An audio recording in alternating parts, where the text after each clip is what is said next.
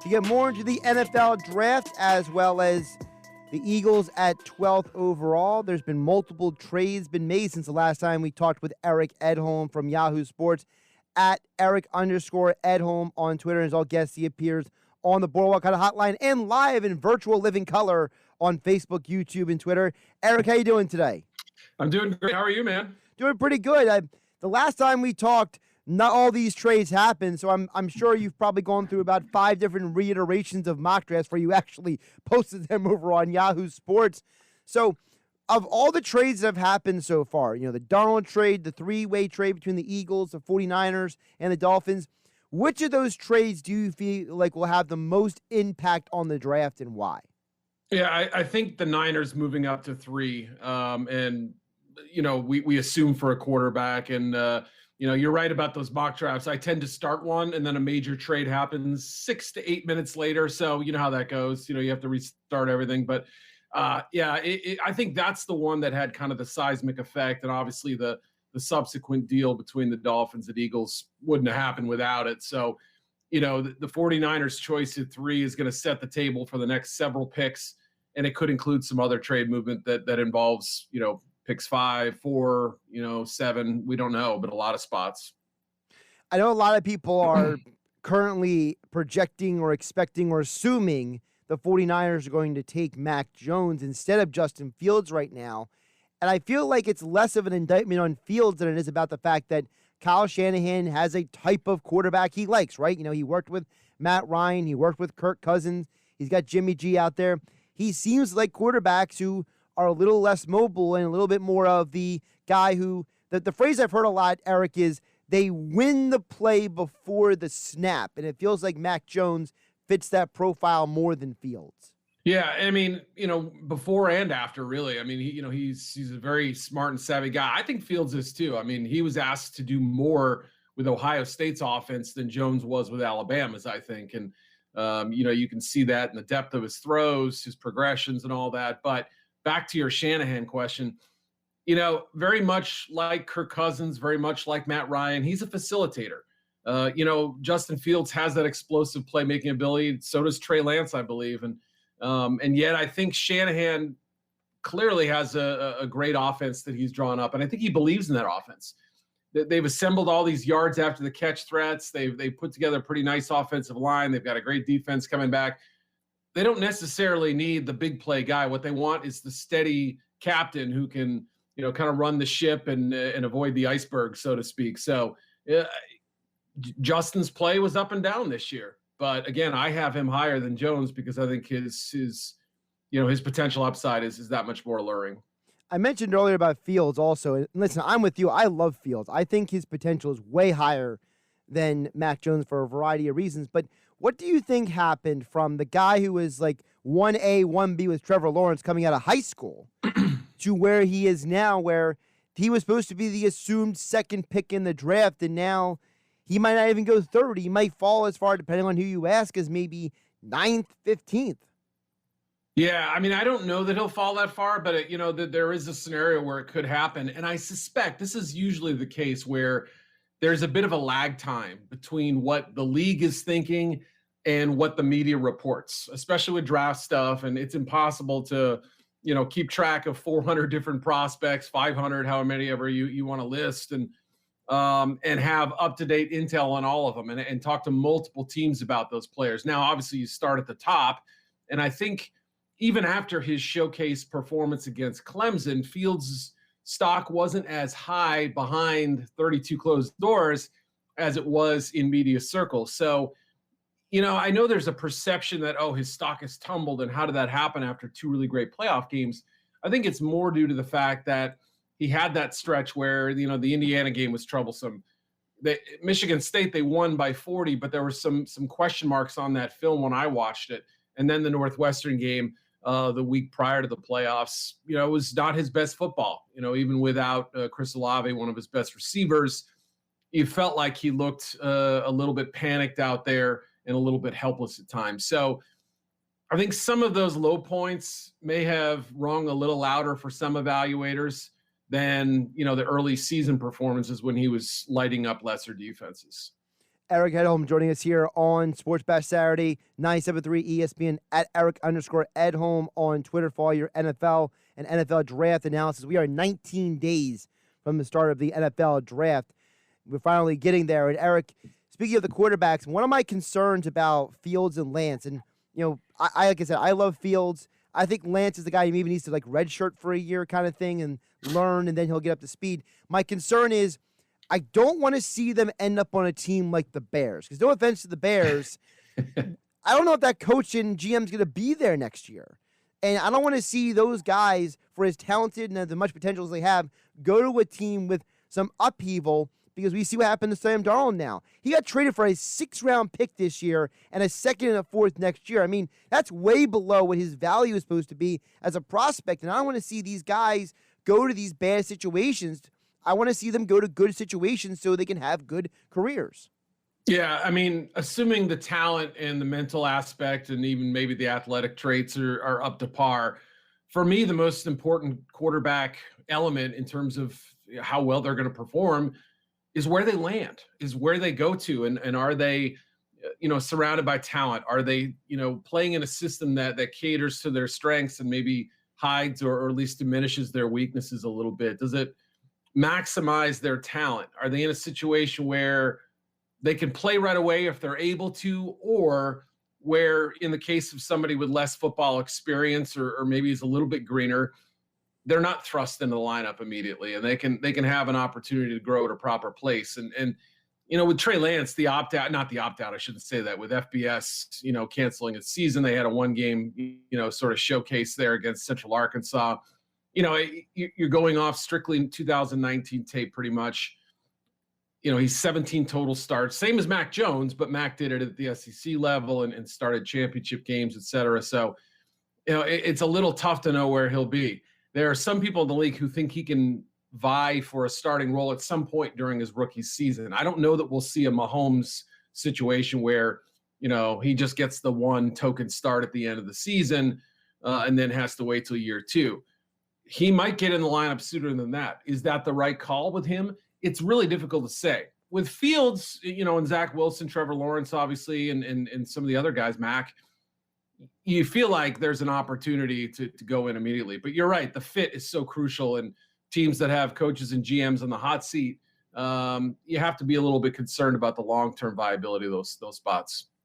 Speaking of new coaches, of course, the Eagles have a new head coach. They're now at 12. They dropped from the 6 to 12, so the conversation changes about who's available there. Removing all the fluff that we see on social media at times about this stuff, who are some reasonable players who could be at 12 for the Eagles? Because I feel like some of these, not yours, but some of these other places, some of these other websites I will not mention, they tend to put out some of these mock drafts that I feel like are more for clicks than are actually based on legitimate information. Yeah, I mean, I think with the Eagles, it's really interesting to try to guess what their positional needs are. I would suggest cornerback has to be up there.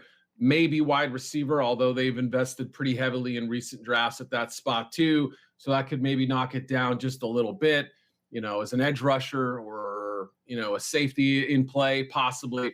But going back to the first option, I mean, obviously there are a couple of teams, I think, picking ahead of them, like the Dallas Cowboys, who could take the cornerback that they like. But, and there may be more than one that they're willing to take at number 12. They also could move back if the right scenario unfolds and then they get the proper return on investment. So if it is corner, I think J.C. Horn makes a ton of sense, right? You want somebody to be able to start opposite Slay. He's got great length, great competitiveness. He faced quick receivers, like Jalen Waddle, and he faced big targets like Kyle Pitts, 6'6", 245, and didn't back down from any of them. I mean, I loved his competitiveness out there. And his playmaking is developing. He had a couple picks last year after not having any in his first couple years. So, Horn is somebody who I think is going to end up going in the first 15 picks. And, that's a spot I could see him landing in Philly. Eric, I've been really advocating for the idea of I feel the Eagles should take corner the first 2 rounds. Because I feel like you're in a division with Kenny Golladay, Darius Slayton, Terry McLaurin, Amari Cooper, CeeDee Lamb, now Curtis Samuel's in Washington. Michael, you have all these receivers. Who the heck's going to guard them? Craig James? So to me, I would say if you can get J.C. Horn in the first round and maybe like Asante Samuel Jr. in the second, or heck, I mean, ideally, it would be really cool if the Eagles got Patrick Surtain in the first and then Campbell from Georgia in the second. They were high school teammates. I mean, that would be a dream scenario. But, still, I feel like if you get corner, I just feel like the top end in this draft, these are legitimate NFL corners that you just can't pass up. It's a good year at that position. I really believe it. And I think there's talent that will intersperse throughout day 2 as well. And so, there may even be a handful of day 3 prospects who work out pretty well. So, yeah, I mean, if you go with an outside guy like Horn or Surtain first, it wouldn't upset me or shock me if they came back with a nickel like Aaron Robinson from Central Florida, like Elijah Molden from Washington. You mentioned Samuel. He played outside a lot, but some teams will look at that size and say, okay, he's better off in the nickel. But that'd be a cool story too, dad and son playing from the same team. That'd be pretty fun. But you're right. I mean, I would say that, with guys like Kevon Seymour and Avonte Maddox and, Michael Jackett or whatever, there's just not that many options. And in this league, you need 3, 4, 5 corners to feel good about the comfort at that position. When you look at also these guys, I've asked this question before, and I don't know if there's a right answer to this, but I feel like some of these guys, and I'm not saying they are this player, but I remember Charles Woodson. I remember Rod Woodson and how they started at corner. Even Malcolm Jenkins did this. They were drafted as corners and eventually became safeties. There's a part of me that wonders, are some of these guys maybe destined for that as well? Guys like maybe Horn and Molden. Is that maybe guys that you might say, hey, they start at corner for like 9 years, then you bump them over to safety to extend their careers? Yeah, I think there's a handful of guys that fit into that profile. And, it's funny because yesterday I was talking with somebody in the league about the offensive line position. Same way, a lot of tackles who could move into guards who could move out to tackle, center, et cetera. So, both those positions offer a lot of sort of flexibility, I think, if you will. And, I would guess that probably some of the bigger ones would be like Ifeatu Melifonwu from Syracuse. I think he's a long press corner, but he could certainly be tried at safety as well. Kelvin Joseph, the kid from Kentucky, has got a real aggressive style. I wouldn't be stunned to see him project to that spot. And even Caleb Farley, the Virginia Tech corner. I mean, again, most teams are looking at him and saying it looks like a textbook corner, but you also could envision him working outside. If you want to go a little lower, somebody who I'm not ready to give up on yet, but his draft stock has taken a major hit, is Shaun Wade from Ohio State. He's probably the classic example of, especially with them, I'm forgetting his name, the DB they lost to New England, Jalen Mills. Yeah. Similar player in the sense that he doesn't have blazing speed. He could play inside, struggled outside last year as a corner. Some teams last year even were projecting Shaun Wade to safety, excuse me. So that's a player like Mills who may not be a perfect fit in any one spot, but he's a useful jack of all trades. And I think you can get him in round 4 or 5 because this is a player who was mocked in round 1 a year ago, but chose to come back to school, and it just didn't work out. He didn't play it very well on the outside. But I think there's talent there that still can be salvaged. Yeah, more details on Caleb Farley. You wrote a great piece over at Yahoo Sports. I encourage everyone to read it because I've been screaming about, this guy's got an injury history, and that's why I'm scared of him. And it's like people are like, oh, well, he's so talented. And I thought your article at Yahoo Sports, I encourage everyone to read it because you want to know why I'm worried about Caleb Farley. Eric Edholm. I bet I know. Go ahead. Eric Edholm wrote the book on it, the book of why Josh Hennig is concerned about Caleb Farley, written by Eric Edholm over at Yahoo Sports. Because, I mean, I don't understand why people are – I mean, the dude didn't play for a year, Eric, and he's had multiple back procedures. And the dude is in his 20s. How can you not be concerned about that? Well, the last line of that story, I sort of compared his situation to Sidney Jones. So obviously there's a little bit of a local connection there as well where, he blew his Achilles at the pro day. It was a really unfortunate injury. I thought he would have been, a pretty surefire first round pick. You and everybody else. Yes, right. I mean, he looked the part, he moved very well in college. There was some projection. And with Farley too, he was a high school QB who was training to be a wide receiver his redshirt freshman year before tearing his ACL, another red flag. Then you have the back pain in 2019. He played through it, had to miss the last 2 games, had this procedure, this minor back surgery. Look, I've never heard the phrase minor back surgery uttered without a little bit of a eye roll afterward, so that's twice now. A couple weeks ago, he had the procedure, wasn't able to work out his pro day. If you draft him, you have to be prepared for him to start the year on the PUP list, possibly. You don't know, but I'm with you. The talent is evident. He can run like the wind. He's big. He's got some physicality to him. But where is he going to be at the start of the season? I don't know. It's almost like you have to build in a redshirt year for him and then be pleasantly surprised if he is healthy. At Eric_Edholm on Twitter, Yahoo Sports joining us here on Sports Bash Saturday on 97.3 ESPN. Eric, I want to hit on the wide receivers with you as well. I feel like this wide receiver class is being overlooked a little because you have the big 3 names at the top of the list. But I feel like there are other names to be had, and people forget last year you could argue that T. Higgins and Michael Pittman Jr. outplayed some of the guys who drafted in the first round. So who are some of the guys who would be available in the second and third round that you say keep an eye on these guys? They could be this year's Higgins and Pittman Jr. Yeah, I mean, there's a couple who are on that first, second sort of border right now. Kadarius Toney, the shifty slot guy from the kind of the jack of all trades from the Gators. Rashad Bateman from Minnesota. I think he slips in around 1, but kind of borderline. And then Terrace Marshall from LSU, another big guy who can run and had incredible touchdown production at LSU with and without Joe Burrow too. But let's assume all of those guys go round 1. I mean, Elijah Moore, I think is every bit as dangerous as Kadarius Toney in a lot of ways. Maybe not quite as electric, but maybe not quite as violent a runner, but I really love him as a slot option. I think he's going to outplay some receivers who go ahead of him. There's a lot of buzz on Diami Brown, who's a deep threat with North Carolina, who I think is, he may be a little bit overrated in some regards, but that's just because he wasn't asked to do much more than run 4 or 5 different routes. I mean, it was a very lean route tree for him, and with development, he could be special. It does seem like it drops off a little bit after that point, but I really like Dwayne Eskridge too. He's a small guy who can run, Western Michigan kid who, hasn't quite gotten the buzz lately, but I really think is going to end up being a great slot receiver with some vertical talent. And then one more I'll throw out there. Nico Collins from Michigan, another opt-out kid who played well at the Senior Bowl, didn't look like he had any rust.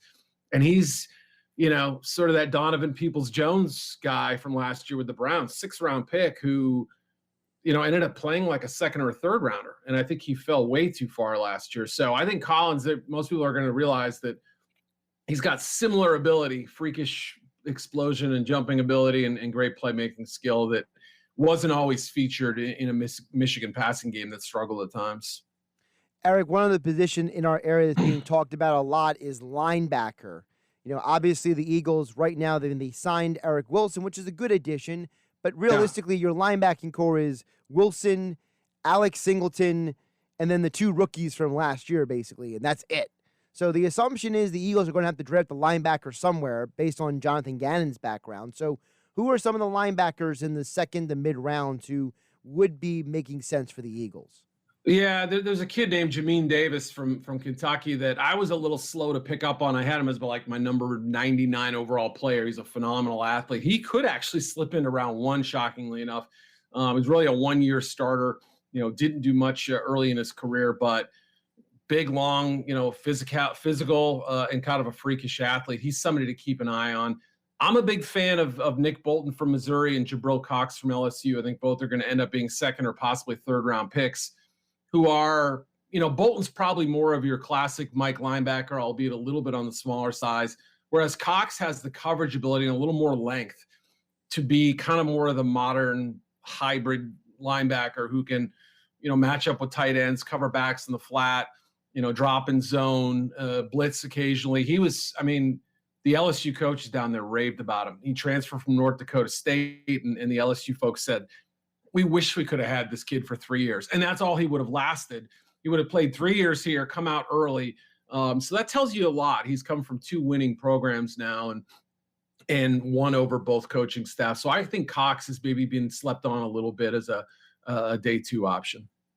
He's Eric Edholm. Follow him on Twitter at Eric_Edholm. Check out all of his NFL and NFL draft coverage over at Yahoo Sports. As all guests, he appeared on the Boardwalk Honda Hotline. Eric, great stuff today. I appreciate you jumping on. Always appreciate you giving us some information on these guys who they're not always the biggest names top of the list, but those guys are just as important as building a football team. That's absolutely right, man. It was a pleasure. Talk to you soon.